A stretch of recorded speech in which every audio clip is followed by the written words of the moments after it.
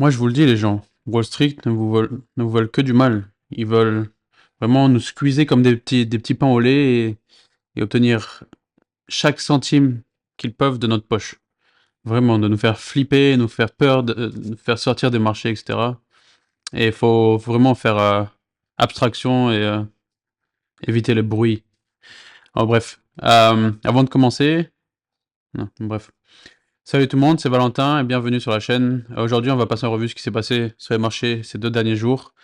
Et ouais, avant de commencer, pensez à vous abonner à la chaîne et laisser un petit like. Dites-moi ce que vous avez pensé de la vidéo. On commence direct. La Fed qui a annoncé hier qu'ils allaient réduire le taux d'intérêt de 50 points de base ou 0,5, qui a été pris bizarrement par les marchés. Je veux dire, si on se base sur ce qui s'est passé hier, par exemple, hier c'était le 18, ok, à l'ouverture des marchés, journée normale au boulot, ok. Le rendez-vous était à 2h30, l'annonce de la Fed était à 2h30, donc on peut voir que les marchés ont augmenté jusqu'à 2h30, et dès que l'annonce a été faite, les marchés se sont effondrés, on est passé de Tesla était à 235 et tombé à 225, un truc comme ça. Enfin, il y a eu une baisse d'environ 5% d'un coup, je crois, pour au final fermer la journée en négatif après toute cette montée-là qu'on avait eue. Donc, ouais, cette réduction des taux d'intérêt qui a été pris bizarrement par les marchés, parce que d'un côté, c'était 25 points de base, c'était un bon signe, c'était un signe que l'économie allait bien, mais en même temps, peut-être que c'était pas suffisant, puisque ça faisait longtemps que les taux d'intérêt étaient vachement élevés. 50 points de base, c'est peut-être plus judicieux, mais en même temps, ça pouvait signaler que l'économie américaine et, de ce fait, l'économie mondiale n'était pas bien. Donc, ça a été pris bizarrement. Au final, Powell, le dirigeant de la Fed, a eu un bon discours. Il a dit que l'économie était relativement forte et que bah, ils se sentaient en confiance et qu'ils allaient pouvoir faire revenir les taux d'intérêt à la normale et en même temps contrôler l'inflation. Donc voilà, hein, ça c'était hier et du coup aujourd'hui, bah, les marchés sont devenus énormes. On a explosé littéralement. À l'ouverture des marchés, Tesla était en augmentation de 3% et puis on a fermé à 5%, je crois. On va revenir là-dessus. Mais ouais, c'était un truc de dingue, quoi. Je me suis réveillé ce matin, je fais, oh, ouais, si on va sur Tesla, regardez-moi cette beauté. C'est pas ouf, ça? Tesla, hier, qui est passé de... Regardez ça. Ouverture des marchés, on était à 227. Boum, plus 20 $. D'un coup. C'est énorme. Bon, on a encore ce soir, hein, vendredi, tout est permis. Donc, on peut voir qu'on a laissé un gap ici. À l'ouverture des marchés, il y a eu un gap qui s'est créé. Donc, va peut-être falloir venir le refermer de 5 $, de 227 à 232. Donc, il est possible qu'on revienne tester cette zone-là avant de repartir vers le haut. Mais il est aussi possible qu'on explose direct et qu'on continue de l'avant. Donc, c'est très positif.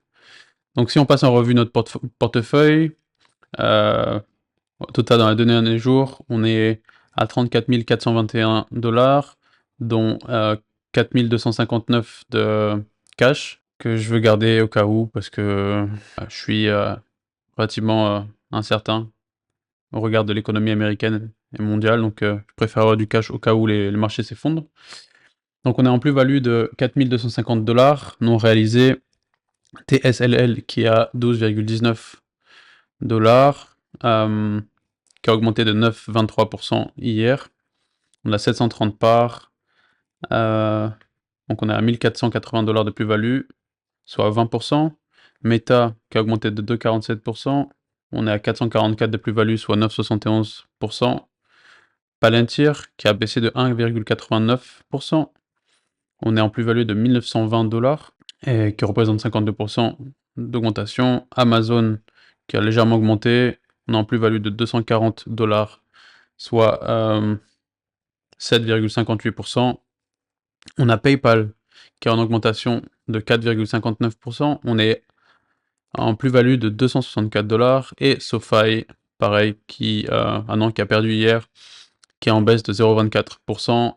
Et on est en plus-value de un peu moins de 10%, 9,68, à 206 $.